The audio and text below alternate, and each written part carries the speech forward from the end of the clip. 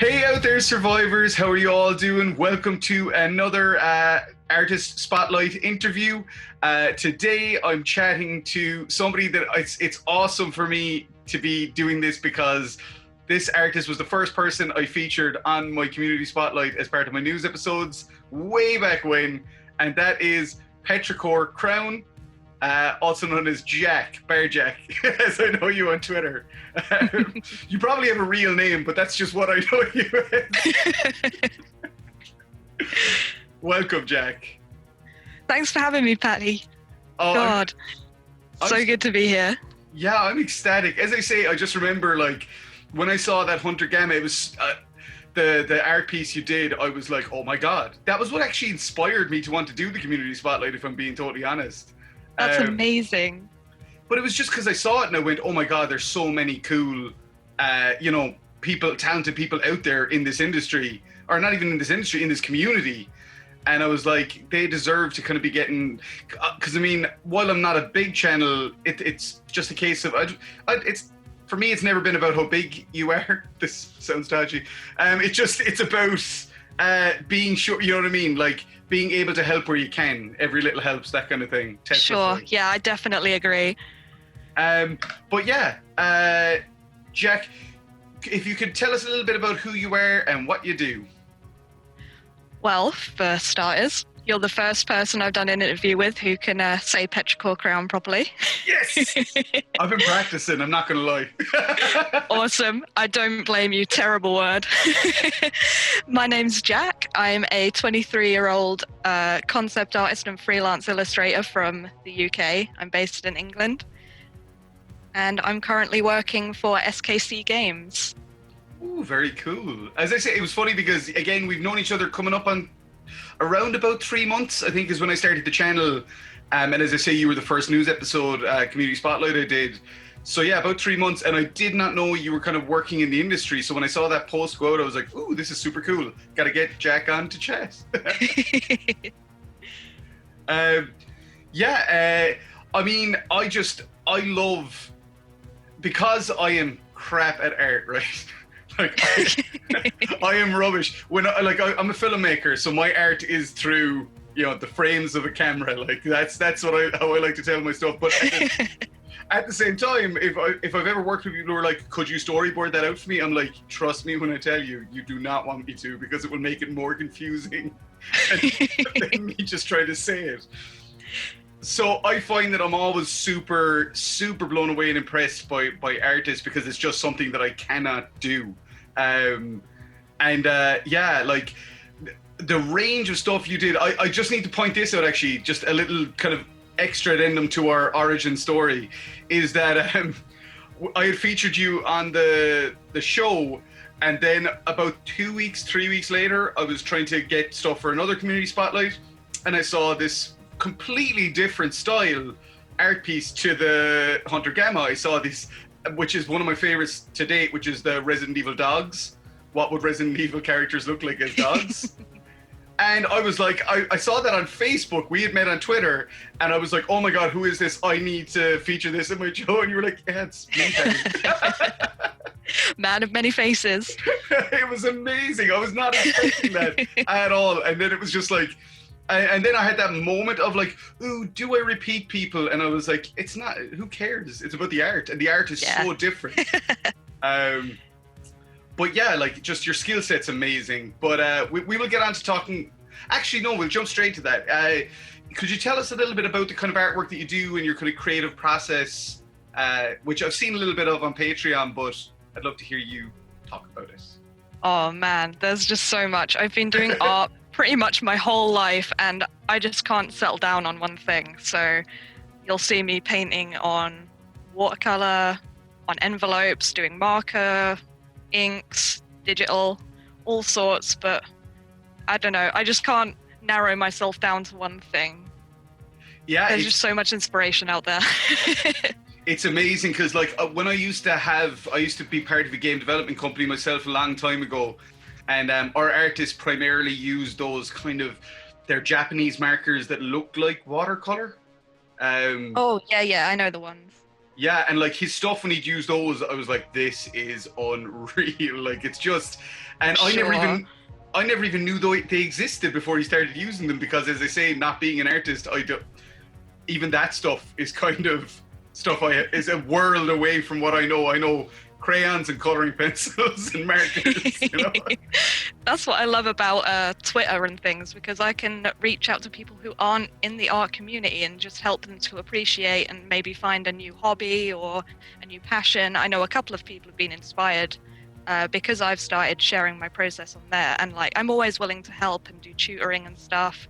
So that's kind of what I'm known for on Twitter, when I'm not just completely throwing art at the wall and seeing what sticks. It is awesome though that you do share kind of your skill set with the community, and you do. I've seen it myself firsthand how kind of how helpful and welcoming you are to people within the community. And I mean, even it was amazing because without you, I don't know if I would have had my interview with Nick Apostolides, because I didn't realize that Nick was doing art. And when you shared the picture that Nick had done of Yawn, I was like, who did that? Oh, for sure. And that's, again, it comes down to you're so willing to, like, it's great because some other industries I've been involved in have this very competitive feel to them. But what I love about seeing like artists like yourself is you're so supportive and so willing to share out other people's work and like, look at how good this is, you know? Definitely. I mean, if you've seen Nick's art, it's incredible. It has to be shared. It's so good. I'm ordering a Nemesis print off him because sick. And I'm going to be ordering some prints off you as well once I kind of get myself back in it. Nice one. Definitely, because I want to have it all up here in the studio behind me, all the That'd be awesome. Cool art. It'd probably have to be like a print of the Hunter Gamma or something because that was the first one. Oh, nice. But yeah, like, getting more into the kind of game side of things, can you remember like what the first horror game you played was that like stood out to you? Oh, see, this is a hard one because I've always been into horror games. Because my anxiety is so bad, I couldn't play them a lot because of it would actually interfere with my health. But that's because most of them are like shooters and really jump scary stuff. But I found this really nice niche little genre of point and click games from the 90s. Yes. Sanitarium and Harvester are two absolutely insane games, and I love them so much. This is awesome because I've played Sanitarium, but I've never played Harvester. So that's another one to add to the list. And I love Sanitarium. Harvester is one hell of a rabbit hole, so be warned. I may have to do that one on Twitch now, just to see. Yes, do it. I do love those kind of era of games though, because even the one there's, I don't know if you played it actually, there's one as well, although that could definitely flare up the anxiety, because I'd be very similar to yourself now. I get anxious it's why I play my games on stream now, because it's much easier than me sitting alone and playing games. It feels like I've got people there with me. Oh yeah, definitely. There's a game from the 90s as well, another point and click called I Have No Mouth Yet I Must Scream, and it's absolutely chilling, haunting, oh god stuff. I'll have to check that one out. Yeah, that's awesome. You are a big fan of Resident Evil though. Yes, I as I say, that was what definitely kind of brought me in your direction, was seeing your Resident Evil stuff. But then, as I say, it's interesting how in such a gigantic world, with the advent of social media, like people are closer than ever, and it's just funny how we ended up, through Twitter, a lot of the people that I was following for different reasons, like Josh the Medic or Kristen, Master High Frenzy, we all are kind of in those same circles. Yeah, it's great. Oh, definitely, yeah. But yeah, like Resident Evil, the community that I've found on Twitter for Resident Evil has just been an eye-opener to me, because I will say that I'm in a couple of Facebook groups about Resident Evil, and it feels very, very different. It feels, very different people. Yes, yeah. It feels like on Twitter people are out to champion what they love, and it feels like on Facebook they just want to talk about what they hate about Resident Oh yeah, pitchforks all the way. And if you dare to say something like you like Resident Evil 4 or you like Resident Evil 7, you're just gonna you're gonna God help you. Yeah, be hunted down. But the reason I asked about Resident Evil is like I love getting engaged on people's favorite characters because I think that says a lot for me. Like when you find that out, it's like a litmus test or something. It sure is. But who would you say is your favorite Resident Evil character? I know it's a tricky one because there's so many good ones. But and why? Oh, there is. Oh, I think from the games, it would have to be Chris and Jill, bread and butter of Resident Evil. Like, they're just so good. The chemistry, and they've grown with the series. It's just such a beautiful thing to see them progress through their stories. And, like, you don't really see that a lot with games because they just tend to ping pong between new casts of characters. And it's just not a fan. But they've always been there. I've grown up with those characters. But I've also got this new favorite because I started reading the books by S.D. Perry. I have and one that here. is oh, nice. Yeah, I have Caliban Cove here. Yes, it's actually a character from Caliban Cove. Ooh. And it's David Trapp, and he is my absolute favorite character at the moment. But he's so unsung, and I want him in a game so bad. That is one of the tragic things with the Resident Evil franchise is there's amazing characters that come along and they appear in like one game and you're like, bring that character back, or they appear in like a side story, a book, something like a graphic novel. I mean, Carlos, Billy, Piers. Like Piers has a massive following, which is crazy. Yes. It seems to have come out of nowhere because I remember when 6 came out, people didn't seem to care. And what I love is that now people are like championing Piers, and he's this huge character in the kind of fiber of Resident Evil, and I'm like, that's so cool that's just happened out of nowhere. Poor Piers. Yeah, Piers didn't get his due, man. He really didn't. I could go on and on. I had seen you posting some of the. I think you had been either it was your own or it was retweeted, but like David Trapp artwork. Yeah. And I do remember being like, I know him. He's in one of the books. Yes. See, we all know these tiny details, but Capcom just doesn't know we're into this level of micromanaging our series. Yeah, they don't know that this is our Star Wars. Like, they don't know. Yeah. Like, we buy every piece of merchandise. We do everything because we're just obsessed with this world and these characters. I totally agree. I love that you say that about Chris and Jill, though, because I often tell this story, but like I played Resident Evil 1 and I loved it so much that when I played 2, when I first played 2, I couldn't gravitate to it because I was just going, where's Chris? Where's Jill? Where's Chris? You know, they're my characters. Who are these guys? Yeah. Who are these imposters? But you know, obviously over the years I've gone back to 2 and I love it so much now. But and I think the remake actually helped me big time with that. To help me to appreciate it more. Definitely. But yeah, I also just want to point out, like, I think I said it before, but like Jill Valentine is my favorite character in media, like definitely in video game media, pretty Good much choice. ever. Yeah, she's just such a badass, and she takes no crap from anyone. And She absolutely is. She's the mother of survival horror. She really is. And I remember I think it was when I was speaking to Josh about this, I said that like, before I saw Jill in Resident Evil 1, the only references I really had for like a female character like that in a game was Lara Croft, and she was absolutely another phenomenal character, but at that time she was super over-sexualized and, you know, on the cover of FHM in the UK and stuff. Then you have Jill in her shoulder pads. Yes, exactly. And I was like, this is great. Like, she's a real person, you know? And yeah, I love her endlessly. But yeah, and kind of spinning off of that, like, how do you think the kind of worlds of horror, but more so survival horror, has influenced your art and what you do? Immensely. I've always been into horror art, and like, it started in like 2009. I was just coming into high school, and you know how teenage hormones are. Yes. So of course, I was doing a lot of gory art, and I was really inspired by Silent Hill and the monsters in Resident Evil, and that just kind of carried me because I built up this momentum of creature design, anatomy, just overall creative juice that comes out of the horror. Yes. I mean, it's so true because I like, some of my favorite artists are very much artists that deal in the grisly and macabre, and I mean, definitely. Clive Barker is one of my favorite artists, and his stuff is just horrific, like, but in the best, in the Nice. most beautiful possible way. And like, obviously, he's a filmmaker and an author and everything as well, but his art is definitely something to marvel at. And then you said Silent Hill there, and I absolutely adore the works of Francis Bacon, who, Oh, absolutely. oh yeah, Incredible painter.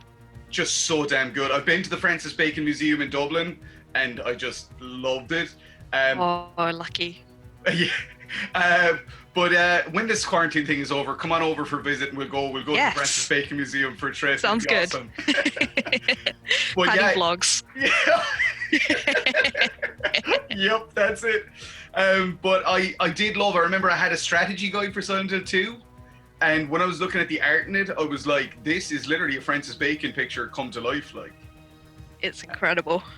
yeah, like I think the monster that Angela fights, her demon, like, Abstract Daddy. oh, it's so horrific. So good. It's amazing, but it's so, like, every time I look at it, I just feel bad.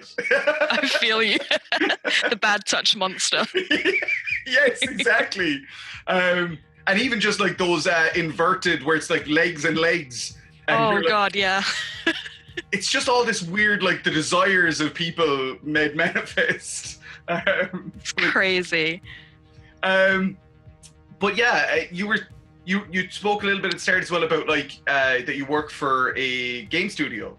So love to hear a little bit about what you're doing, if you can talk about it, because I know that there's a lot of times where but even just what you do, not necessarily the project. Let's see, how can I dance around this one? Most of it's under NDA right now. I'm working on a project that hasn't been announced yet, and we're a Okay. startup company, so... But what I can say I'm working on is I'm majorly working on creating a new planet right now. Ooh. So that's quite different from what I'm used to. Whoa, that's pretty awesome. So we're working on a new planet. I'm the lead character designer, lead environment designer, Oh, and I'm pretty much juggling all of the 2D work right now. So that is amazing. I mean, and it's design, it's not concepting, or is it everything? It's everything. oh my god! As I say, from formerly working at a game studio, making very small, very simple 2D sprite-based games, Oh yeah.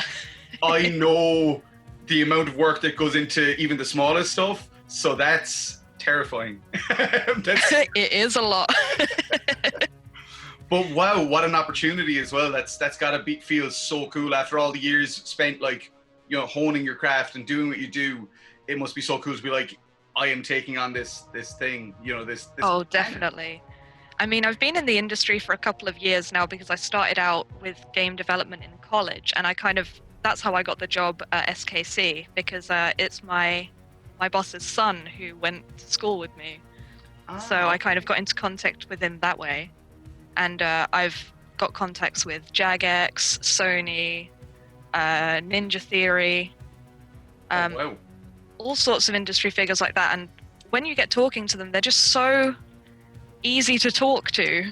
I know, Like, it's right? not like other industries. Like, the fine art industry is very, very closed off. But I don't know, I just really like the gaming industry for inclusivity. I know that's an unpopular opinion. No, it is interesting because, like, back when I was a dev, we would go to, like, game developer conference in Germany and stuff, and what's the Gamescom? Yeah, Gamescom.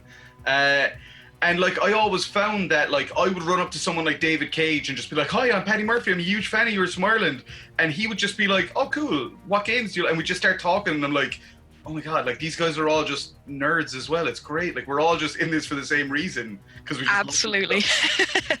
I've actually got quite a funny story about Tommy Francois from Ubisoft. I went to a BAFTA conference about open world games, and we were all dressed up, all in suits and everything. The press was there in this nice swish building in London, and Tommy Francois just kind of jolts onto the stage in his trainers and baggy jeans. And I thought, yeah, that's the games industry. Definitely, it's so true. As I say, at like GDC and Gamescom and stuff, that was the way. I remember. I have a little story from GDC. that I was standing up. I was going to the toilet, and the person stood next to me. I just happened to look to my left, and I pegged the hat straight away. I was like, "Oh my god, I know that hat." And then I looked, and it was Notch. It was Marcus Person. Oh Jesus! This was like 2011, so it was kind of like Minecraft had just exploded the last like 2 years. Man. And I just remember I looked at him, and obviously my whole body probably reacted in some way of like freezing up or something, because he literally just went, "Can you wait until we're outside to talk?" I was like, "Absolutely, I'm sorry, like I'm not." But he was so cool afterwards. Wow. He was so nice to talk to. But yeah, I do think you're right. I know that, as you say, there is this, like, look, there are definitely some issues within the industry, but I think from my experience, a lot of it happens more on the fan and kind of customer side than it does on the other side, like on the developer side. Oh yeah. That's been my experience, but In my experience so far, and hopefully it kind of stays that way. Absolutely. But that's so cool. I love hearing that you know what I mean, that you are working on these games and stuff. It's such a cool thing to know, that amazing artists like yourself get recognized and get these roles. It's so cool. Thank you. And the next thing I just want to say is, like, it must feel amazing for you when you have people like Nick Apostolides and Suzi Spherehunter and stuff, like, championing you in your work. Like, that's, as a fan of the series and these people, that's got to be immense. Holy shit, it is. I can tell you now. The first time Nick ever liked one of my drawings, I had to pace around the house probably about 30 times because I was just so overwhelmed, because, you know, that's like an idol. And yeah. I grew up on the internet back when you couldn't really talk to industry professionals. Yes. So, like, any favorite artists or anything, they were always kind of on a pedestal above you. But lately now, since I've been talking to people like Nick and like Suzi, they're just real people, and yeah. They just want to help the community just as much as I do. And that's just a really beautiful thing, that they're willing to, you know, be on our level and really get down and dirty with the fans, doing streams, and yeah. We're all just helping each other out. It's just awesome. It really is. I think, like, I had a similar thing when, like, it was through you, as I say, that I got chatting to Nick, and then we started to chat on Twitter, and he was like, "Can I give you a call?" And I like to think that what he was doing with that first call was assessing, like, what are your intentions? Is it just, are you not really a fan, and he never said anything like this, but this is what my read of it was like, is he assessing to see if I'm just, like, out to use his name to push my channel, which I totally get and totally would understand. But I went on the call to him. We talked for like 40 minutes about, like, all the stuff we love about Resident Evil and everything. And, it was so nice and casual, and I came off. And immediately after I came off the call, I was totally composed and totally chill on the call. And when I came off, I called Barry Fahey, who's like my best friend, life partner, and I was just like, "Barry, I need to talk to somebody." I was just talking to Leon Kennedy from Resident Evil 2. I did exactly the same thing. Yeah, it's just, my brain exploded. As soon as the call was up, I was like, "Thanks so much, Nick. Cheers. Yeah, I'll talk to you soon." Oh my God. Did exactly the same thing.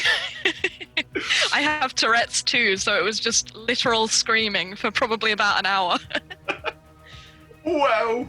But yeah, I loved, even when Nick was on Nicole Tompkins' stream the other day, and, like, it was just so great to go into that stream and see people like yourself in there, and Zach Dobson and other people that I know. It was just, again, yes. I was like, this is a real community. Like, it really, really is. Like, we all know each other now, or are getting to know each other. It's a party. It is. It's hanging out with your mates, which at the moment, with the way the world is an incredible thing to be able to do. It's a godsend. It really is. It's keeping me sane, I think, this community at the moment. I think you and me both. It's why I started this channel, was just to get real interactions with people who shared the same loves of things that I do. So it was like, sure.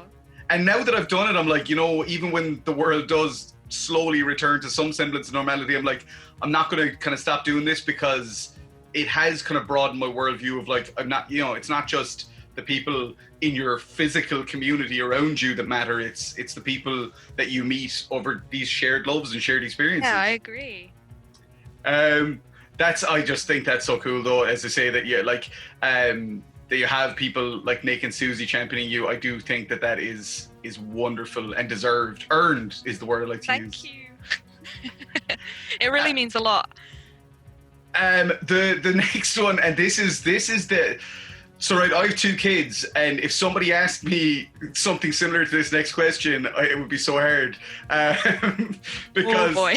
yeah, it's that one. It's the, of the art you've done to date, what are you most proud of? And it's literally like asking you to pick your favorite child. Like, I know this. Man. As a filmmaker, I know like how hard it is to go, this one, this is my favorite. But even just if you can give some examples of the work that you're most proud of. Oh, Jesus. See, it's more asking a hoarder what their favorite paper cup is. I've drawn so much shit in my time. Yeah. I can't remember like more than 3% of what I've done. Like, I did 500 figure studies last year alone. Oh my God, wow. It's just too much. But off the top of my head, I haven't shared this one with anyone yet, but I'm working on a pin-up painting of Jill Valentine in a flower crown, and I cannot wait to get it finished. Is the flower crown a Midsummer reference, or is it just a flower crown for the sake of it? Just for aesthetic purposes. Okay, but if you want it to be, it'll be. Just that's as they say, art is interpretation. So just be like, oh, Jill and Midsummer, amazing. Absolutely. That sounds awesome, though. I mean, as I say, I'm a big Jill Valentine fan. So Jill pin up with a flower crown, I am all in. I'm 100% there. Absolutely. And will the Patreons be seeing that first?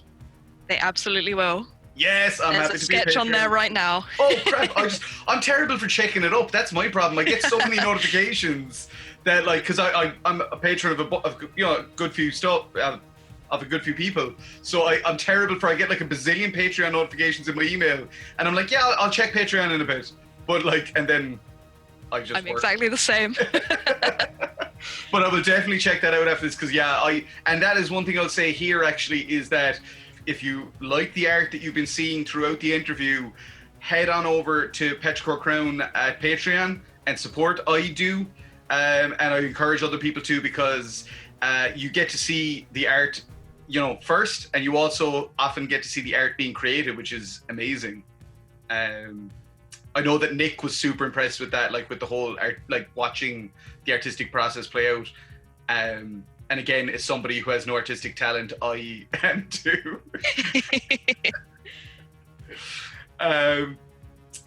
But yeah, I think we may have kind of already touched on this, but it's, how do you find the Resident Evil community as a whole? Oh man, it's such a huge community. It depends where you go and what kind of region you're in, because Facebook, absolutely terrible. Gatekeeping and pitchforks, it's just outrage central. But if you go to YouTube, you go to Tumblr, Twitter, it's completely different. Like, it's so easy to fall into a group of friends from all over the world just because of your shared love of the characters. And like, just like how I met you, I've been able to collaborate with a bunch of different creators. I did some work for Suzi. I commissioned Nick. That was the Yawn piece. Oh, yes. So that's coming to me soon. Ooh, that's so exciting. Super exciting. But yeah, like, you never know who you're going to meet in communities like this now. Like, it's just so open-ended. I just think it's amazing. It's so funny. I couldn't agree with you more, because I like, as I say, I've had that exact experience. I'm part of I think it's the Resident Evil Facebook group where we've met for the second time on Facebook, and it's a well-meaning community. It really, really is, and there are some really cool people on there. But it's just as you say, there's so much of this, like, oh, you like that? You're not a real fan. Excuse me? Yep. I didn't realize. Your only qualification is you like a Resident Evil game. Bingo, you're a fan. Exactly. Yeah, just people who are like, as you say, tastemakers and gatekeepers. Like, you're only allowed like this. Whereas, as I say, my experience on Twitter has been decidedly different. With people, just if I was to go on Twitter and say, I'll tell you a quick little anecdote though, which is that back when I was a reviewer in 2012, 2013, I did a review of Resident Evil 6 on my website at the time, GamePinion, and I gave it 7 out of 10. And I Brave. said, yeah, right? I said, look, there's so much content in this game that it's so hard to give it I couldn't give it a 5 out of 10 or something because there's so much content, there's so much good content as well. It's just that there's a lot of it, so you have to filter through. Absolutely. And I'd never gotten messages saying like you're bought off, you're paid for, and all this crap like I'd seen other reviewers get. And the second I gave Resident Evil 6 a 7 out of 10, everyone was, this guy's in Capcom's back pocket. I'm like, it's not even a 9 out of 10 or a 10 out of 10. It's like, it's not a glowing score. It's just I kind of enjoyed this. But yeah. I think the review thing is getting silly right now. Oh. There's so much outrage. People, and this is coming from people who've never made a game. Let me tell you, it's a lot fucking harder than you think it is. Oh man, 100%. We just did a video that I just put out the weekend about the whole Last of Us 2 thing. Oh boy. Yeah, I won't get into too much here, but basically, I did like that one of my friends on that said, if you didn't like the fucking ending, go make your own game. And I was like, exactly. Absolutely. And yeah, the whole idea, I saw, I think it was Alana Pierce did a video about it recently from her experience of working at IGN. And she talked about like she never once saw an incident of anybody being bought off or paid for, or because it's Absolutely. ludicrous to imagine that these companies would go out of their way to pay, it just wouldn't happen. No. But even, that's why I'm always very open about if I am playing a review copy of something or anything like that, I'll always say it up front, because you'll always get those people who, will use that against you if you're not transparent, ethics and journalism and all that. God, it's all a headache. Big time. The next thing that I have here to ask you, and this is one that people do not like. Oh boy. But it's basically, maybe it's one that you'll be able to answer really easily. I don't know. Everybody's different. But if you had to rank the Resident Evil series subjectively based on your own opinions, how would you rank it? Oh, fuck me.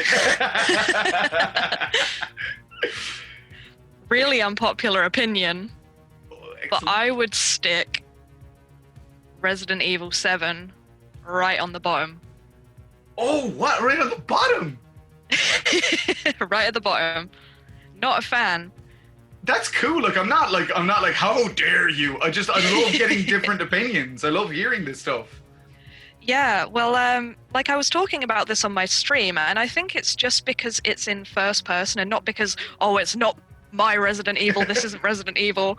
But I think it's just, I play games the way I play games, and I like to live vicariously through the character. I don't want to become the character. I get you. I think that's why I don't like Ethan, and I don't like the story, because it's not a character, it's a player.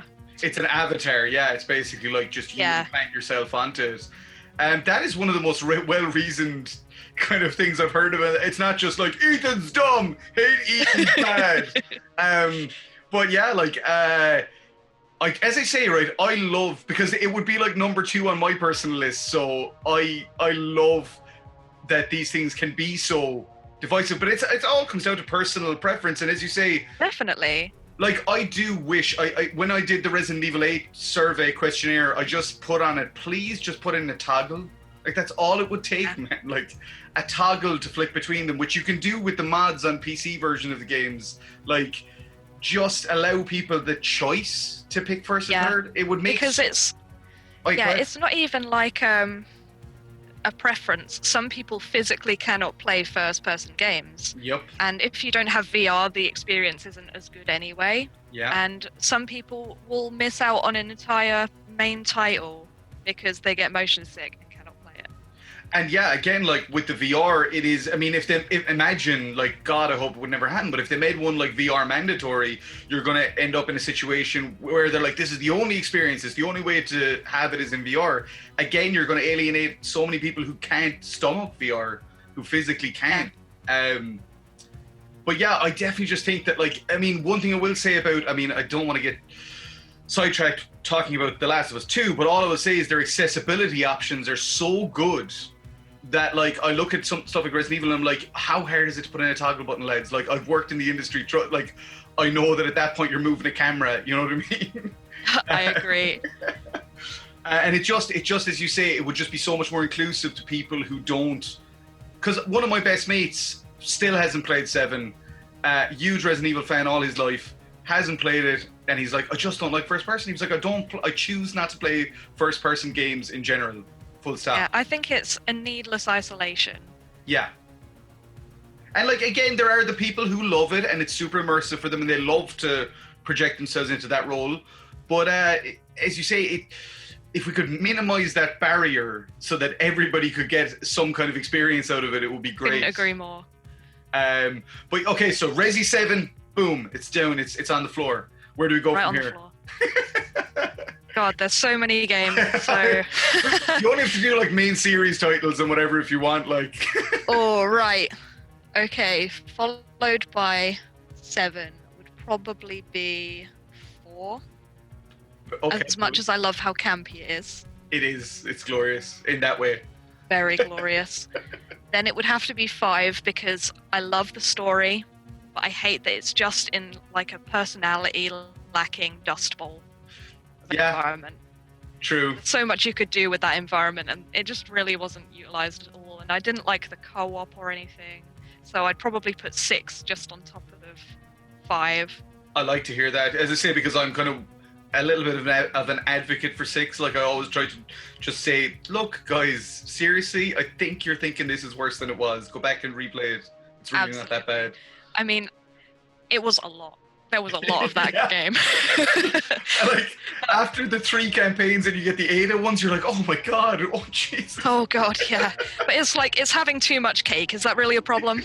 True. That is very true. I've seen people say similar stuff about The Last of Us again, that it's 30 hours long, and they're like, this game is too long. And I'm like, what?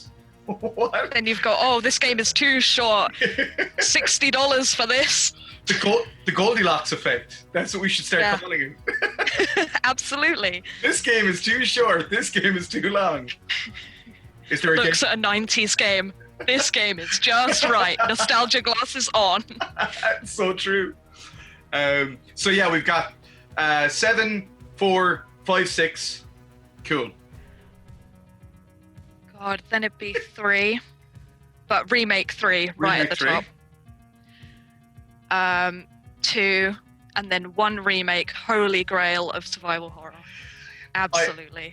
I am so happy to hear you say that, because, like, again, right, on my own personal list, what probably sits at number 1 is OG Resident Evil 3, and I know that is entirely due to nostalgia purposes. It's just whatever the game did for me when it came out, and, you know, but if I'm looking objectively and saying, like, what's actually the best one on paper, full stop, it is the remake, the OG. Well, yeah, not the. It's timeless. It is. It's time. It's why they have had no need to remake it. Is because even though that remake is in and of itself like nearly 20 years old, it's like 2002, 2003.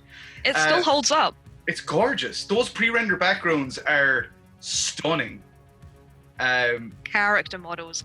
It's insane. Like, I didn't realize just how old it was until I got back into Resident Evil last year, and I was like, how the fuck is that old?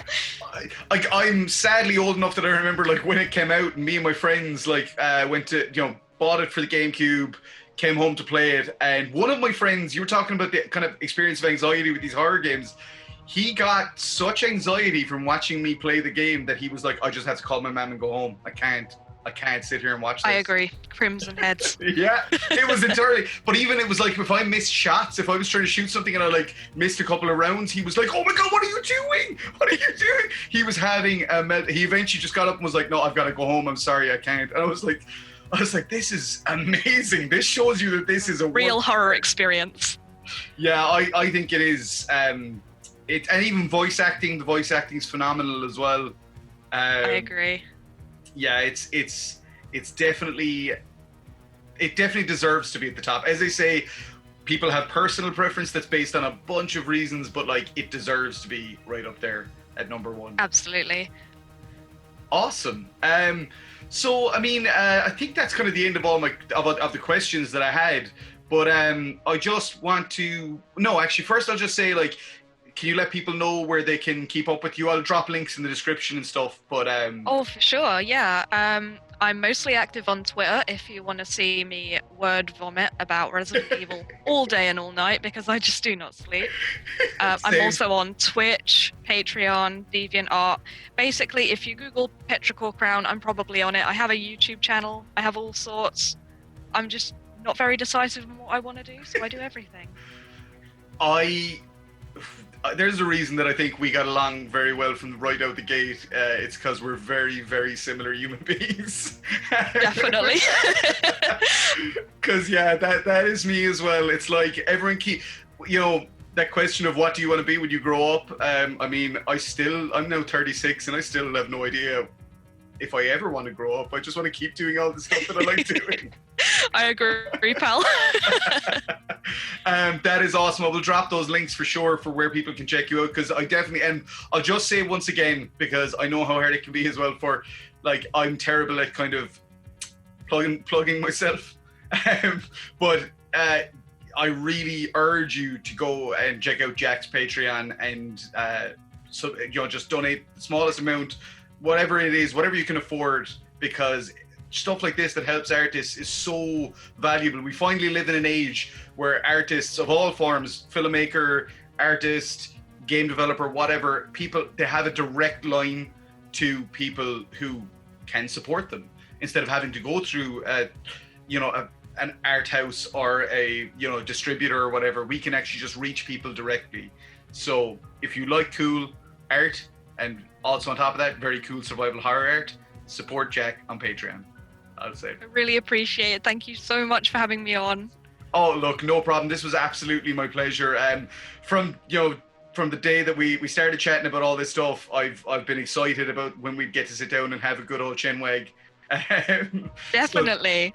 Can't go to the pub yet, so. Exactly.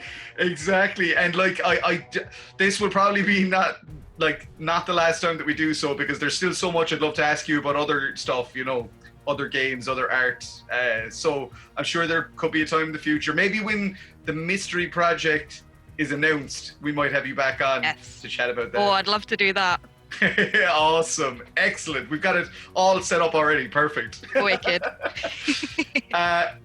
Jack, thank you so much. Really appreciate you being here and doing this. Genuinely. Thank you so much. You're a legend. You're a great host as always. Oh, thank you. So guys, I'm just going to close this out the way I do with everything that I do, and that is just to say, let's survive together and peace out.